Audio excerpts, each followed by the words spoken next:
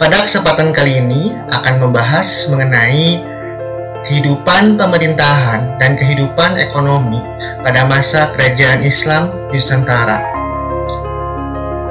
Hilangnya dominasi dari kerajaan Majapahit di Nusantara menjadi pertanda runtuhnya juga eksistensi dari kerajaan agama Hindu-Buddha di Nusantara. Setelah itu, eksistensi tersebut dilanjutkan oleh kerajaan yang bercorak agama Islam. Diawali dengan munculnya di wilayah Sumatera, ada kerajaan Samudra Pasai dan juga kerajaan Aceh. Di Jawa ada kerajaan Banten, Cirebon dan juga Demak. Selanjutnya, kerajaan-kerajaan Islam ini muncul di daerah-daerah lain. Nah, bagaimana sih kondisi pemerintahan dan ekonomi pada masa kerajaan Islam tersebut? Nanti selengkapnya akan dijelaskan. Pertama, mengenai kehidupan pemerintahan kerajaan Samudra Pasai. Pada tahun 1267 diawali ketika pendiri dari kerajaan Samudra Pasai, yaitu Sultan Malik Az-Zahir atau sering didapatkan julukan Merah Silu ini, menggabungkan dua wilayah yang ada di pesisir pantai utara, yaitu kota Pasai dan juga kota Samudra, digabungkan menjadi suatu kerajaan yang diberi nama Kerajaan Samudra Pasai. Berikutnya, karena memang rakyatnya di dua wilayah itu sudah memeluk agama Islam, maka berdirilah suatu kerajaan yang bercorak agama Islam yang pertama kali di Indonesia. Kemudian, menurut hikayat Raja Pasai, kerajaan Samudra Pasai ini pernah diserang oleh kerajaan Majapahit pada masa kepemerintahan Sultan Ahmad I pada tahun 1345. Ini disebabkan karena batalnya pernikahan antara Putri Majapahit dan juga Pangeran Pasai, dan juga sebagai pelaksanaan janji Sumpah Palapa yang diucapkan oleh Mahapati Gajah Mada untuk mempersatukan seluruh Nusantara dalam kekuasaan Majapahit. Namun pada waktu itu, setelah runtuhnya kerajaan Majapahit, akhirnya kerajaan Samudra Pasai ini bisa terlepas dari pengaruh Majapahit dan bisa berdiri kembali menjadi suatu kerajaan.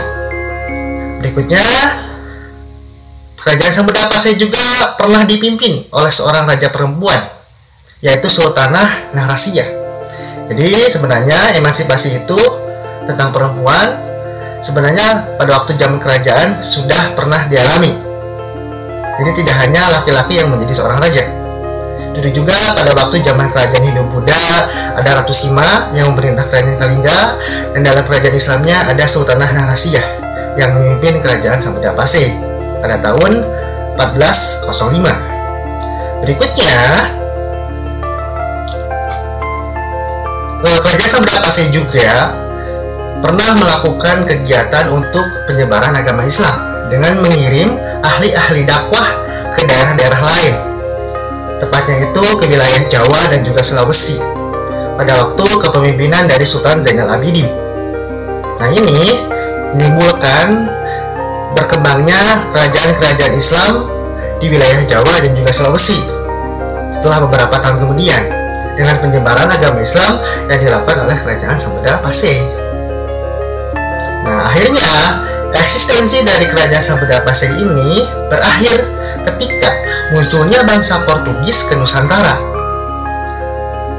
Ketika bangsa Portugis itu setelah berhasil menaklukkan kerajaan Malaka, akhirnya kerajaan Samudra Pasai menjadi wilayah berikutnya yang ditaklukkan oleh kerajaan Portugis pada tahun 1521. Nah, pada tahun 1524, masa Portugis ini berhasil ditaklukkan dan diusir oleh kerajaan Aceh, sehingga sejak saat itu kerajaan Samudra Pasai itu berubah kekuasaannya menjadi daerah kekuasaan dari kerajaan Aceh dari tangan Portugis. Berikutnya, kehidupan ekonomi pada masa kerajaan Samudra Pasai. Pertama, karena memiliki letak geografis yang berada di wilayah pesisir pantai utara Sumatera, ini menimbulkan perekonomian dari Kerajaan Samudra Pasai itu mengandalkan perdagangan dan juga pelayaran. Ini banyak pedagang dari luar, semisal dari para pedagang Arab, para pedagang Persia, dan juga para pedagang Gujarat, melakukan aktivitas perdagangan di wilayah Kerajaan Samudra Pasai. Berikutnya, komoditi yang diunggulkan dalam Kerajaan Samudra Pasai itu ada sutra dan lada. Nah, sutra sama lada ini yang membawa Kerajaan Samudra Pasai melakukan kegiatan perdagangan internasional. Yang ketiga, berikutnya, Kerajaan Samudra Pasai untuk mempermudah dan memperlancar aktivitas perdagangan memiliki bandar perdagangan, sehingga dapat mengatur kegiatan pelayaran untuk mengirim barang dagangan ke luar wilayah dari Kerajaan Samudra Pasai. Berikutnya, Kerajaan Samudra Pasai juga memiliki mata uang dalam pasar perdagangan dalam bentuk uang dirham yang memiliki tulisan Arab dan juga tercantum nama-nama sultan yang memerintah pada waktu itu.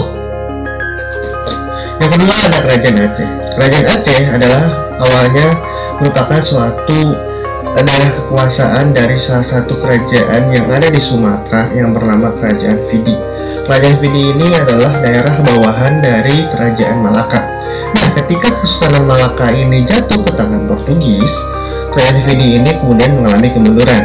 Sehingga dengan hal tersebut terjadi, membuat Kerajaan Aceh ini muncul dan berkembang sehingga terbebas dari daerah kekuasaan Kerajaan Fidi dan menjadi suatu kerajaan besar. Kerajaan Aceh secara letak geografis itu berada di daerah Delhi dan juga Semenanjung Malaka. Kerajaan Aceh ini didirikan oleh Sultan Ahlim Muhyad Shah pada tahun 1405 dengan memiliki sistem pemerintahan dengan menganut aturan-aturan Islam.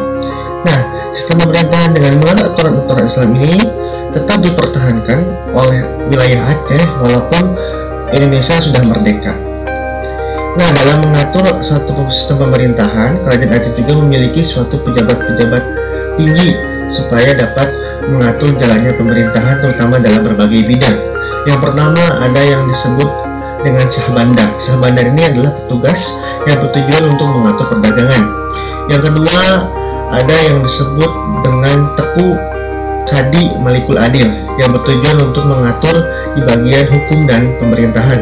Yang ketiga ada Wazir Sri Maharaja Makulumi yang bertujuan untuk mengatur di bidang tugas-tugas menteri. Yang keempat ada Wazir Sri Maharaja Gurab yang bertugas untuk mengatur dalam urusan di bidang pertanian.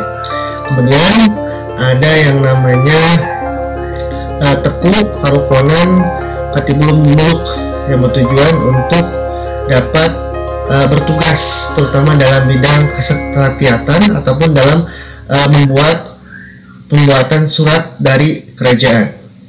Nah, pada masa kepemimpinan dari Sultan Ahlim Muhyad Shah, Kerajaan Aceh ini mampu untuk mendominasi ataupun mengusir bangsa Portugis dari Sumatera pada waktu itu.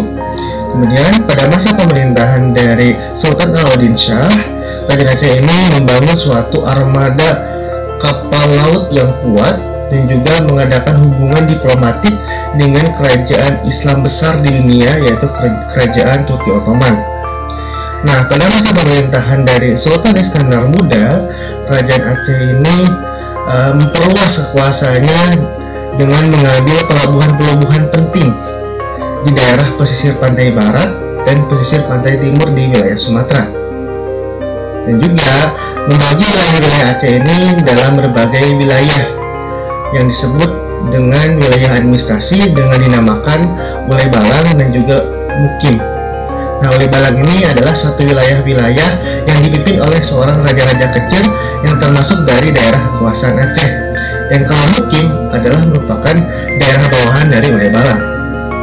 Nah, sepeninggal dari Sultan Iskandar Thani, Kerajaan Aceh ini mengalami kemunduran, sehingga sampai akhirnya itu kerajaan Aceh ini berhasil dikuasai oleh bangsa Belanda pada tahun 1900-an. Kemudian kehidupan perekonomian kerajaan Aceh. Kerajaan Aceh karena memiliki letak geografis berada di pintu gerbang perdagangan dari Cina, Timur Tengah, India, ya, maka membuat kerajaan Aceh ini dalam perekonomiannya mengandalkan di bidang pelayaran dan juga perdagangan.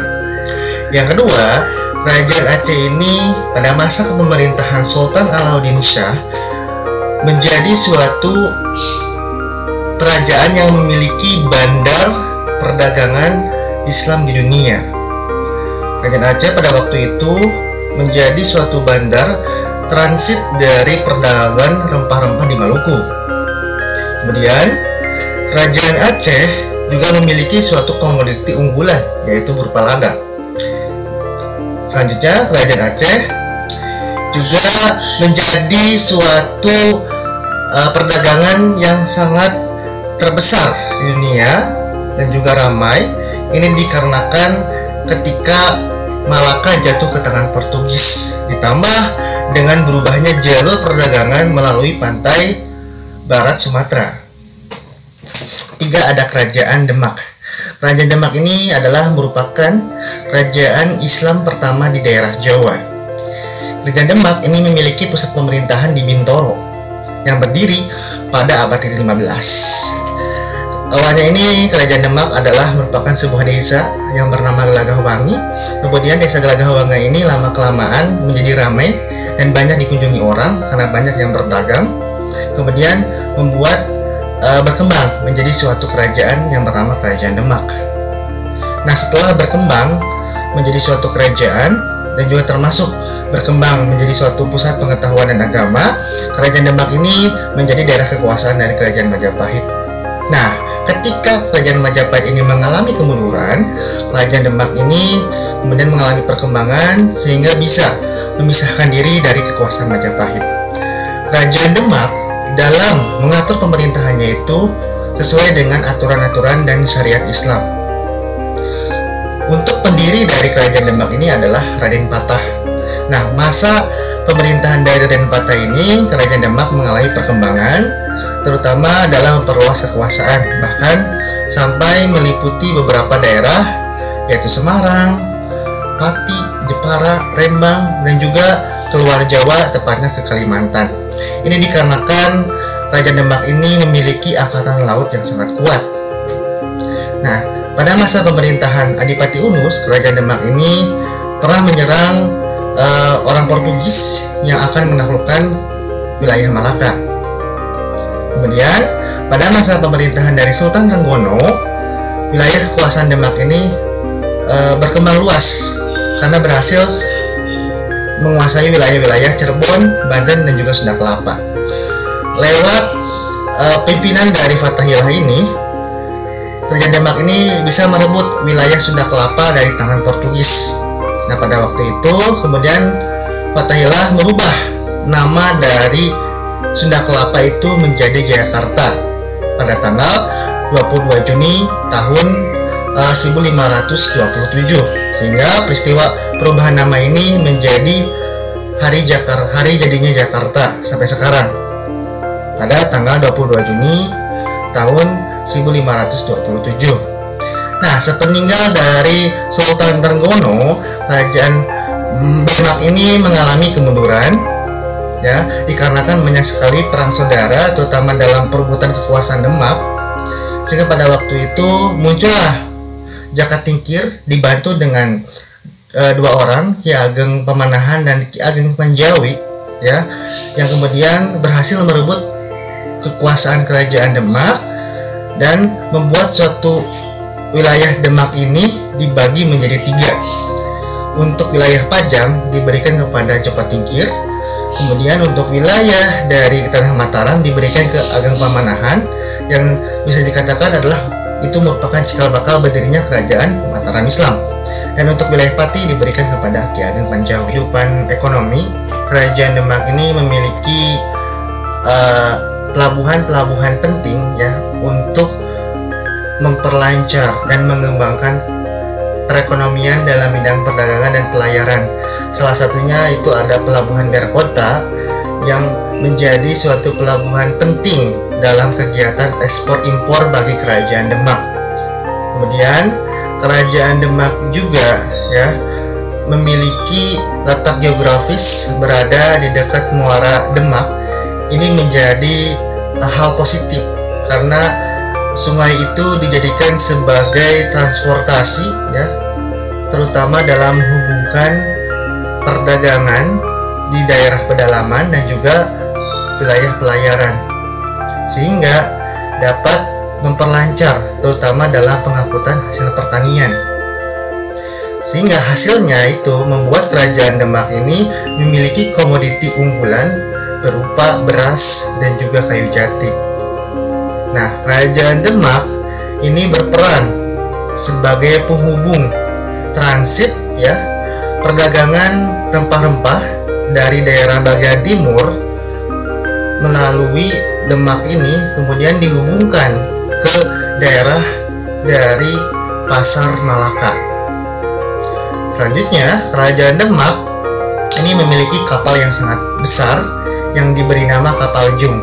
Kapal Jung ini memiliki ukuran yang sangat besar sehingga bisa memuat banyak sekali orang dan juga bertujuan untuk memperkuat dalam sektor pelayaran dan juga perdagangan.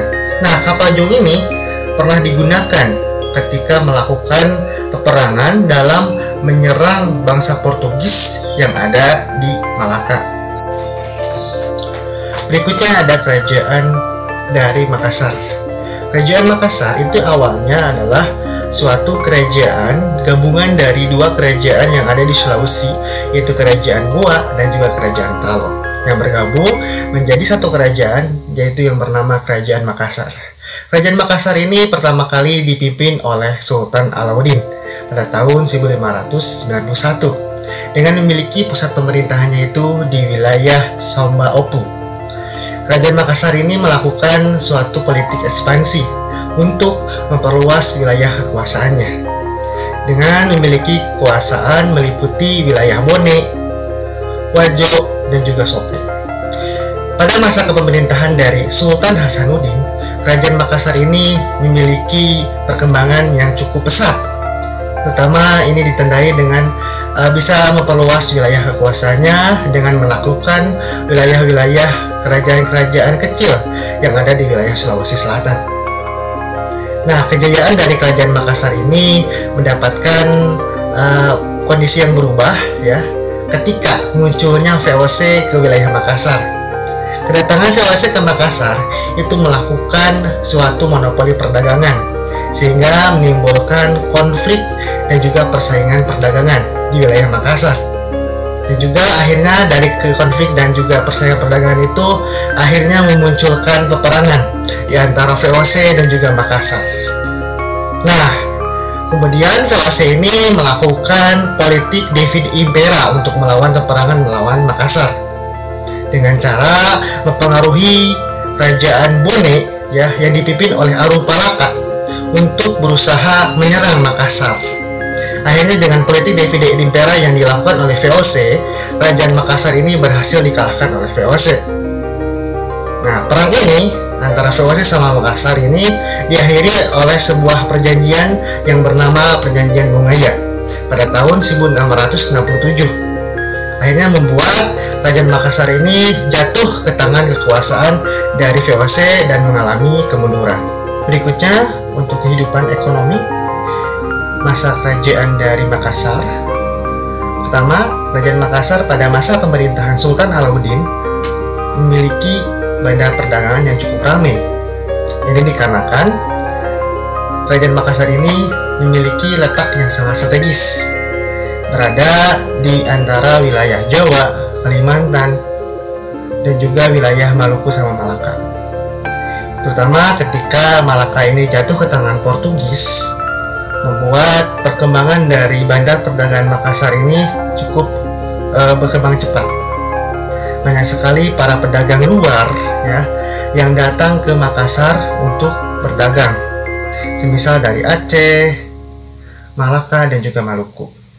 Nah, untuk mengatur perdagangan dan juga perniagaan, Kerajaan Makassar ini membuat suatu kitab hukum yang bernama Ade Alopaloping Bicarana Pabalue, dan juga naskah lontar karya dari Amanagapa. Kemudian orang Makassar juga ini terkenal dengan keahlian untuk mengarungi lautan lepas karena memegang prinsip muara liberum, yaitu mengarungi lautan lepas dengan wilayah-wilayah yang sering dilewati oleh kapal-kapal.